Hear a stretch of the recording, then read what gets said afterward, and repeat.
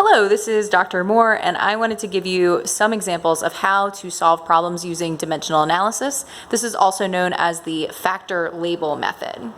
So we're going to start with a problem that you would probably never use dimensional analysis to solve because it's pretty straightforward, but then hopefully we'll get into some more challenging problems which will help you appreciate the value.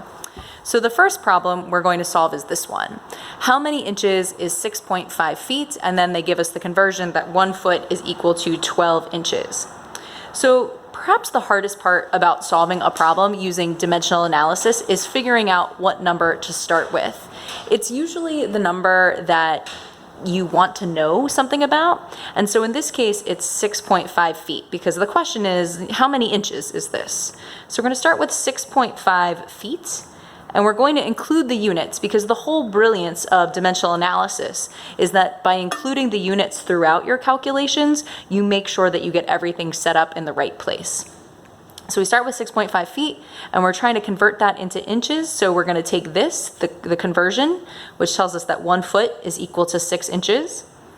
And we're going to put feet on the bottom because ultimately we want the unit of feet to cancel out, leaving us with just inches. So we know that it's 1 foot per 12 inches.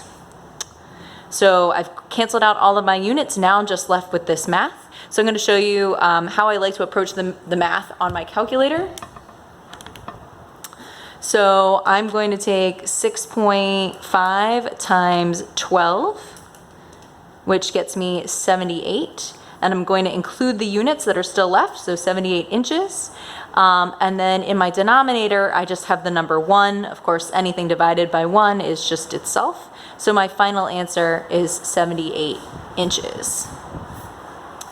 Now, this is where most students are like, I could have solved that without all of this business. And I totally believe you. So I want to make it clear that the reason that we're starting with familiar and easy problems is so that you can focus on the technique and the setup, because the technique is going to help you in other problems. So let's move into a slightly less familiar world. In this question, we're told that a phone requires 25 watt-hours of energy to charge. How many joules of energy is this? And then they give us a conversion between watt-hours and joules. So our given number, the quantity that we want to know something about, is this 25 watt-hours. We want to know how much is 25 watt-hours in joules if we convert to another measurement of energy. So I'm going to start with 25 watt-hours, and I'm going to multiply that by my conversion. I'm trying to get rid of watt-hours, so I'm going to put watt-hours on the bottom of my fraction, and the conversion tells me that 1 watt-hour is equal to 3,600 joules. My watt hours cancel out, leaving me with just joules, which is great because that's what the question is about. And then I'm just doing my math. 25 times 3,600. And I get 90,000 joules of energy as my final answer. In the next example, we're going to have to use dimensional analysis. We'll have a much longer setup. So this question tells us that a light bulb uses 9 joules of energy per second, but the question is how much energy does it use in an hour? So our starting point is here. It's using 9 joules per second, 9 joules per 1 second. But the question is how many joules per hour? And so I need to convert basically seconds into hours. Now I know that there are 60 seconds in 1 minute. So that'll cancel out my seconds and give me joules per minute. But again, I'm interested in hours.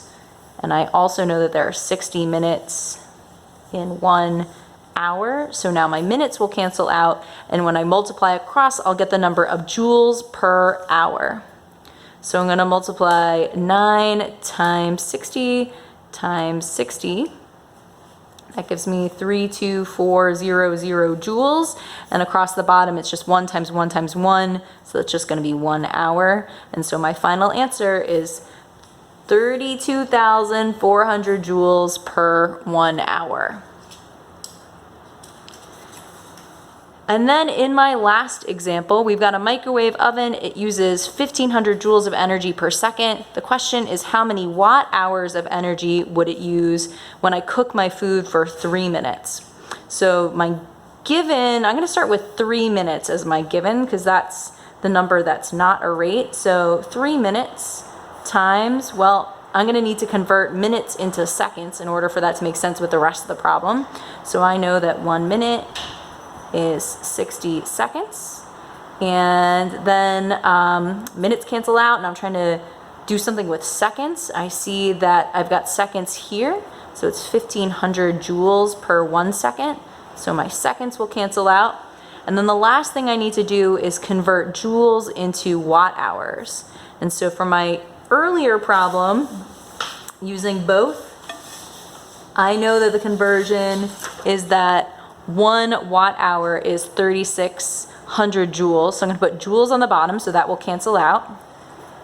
Joules, my joules will now cancel out, and that's going to be 1 watt hour. And so I'm going to multiply my numbers across the top. 3 times 60 times 1,500. And then I'm going to divide by my numbers on the bottom, and I've got 3,600 down there. So my final answer is 75 watt hours. And I'm confident that this is the right answer because the way I've set it up using dimensional analysis means that all of my units are canceling out except for the units that I want, which are watt hours. So that's how to use dimensional analysis. You have a lot of examples to work from and a lot of practice problems. Good luck. I'd like to remind you that the technique is what we're practicing. I'm less interested, I hope you get the right answer, but I'm not interested in the right answers. I'm interested in you showing me that you can do this. Good luck.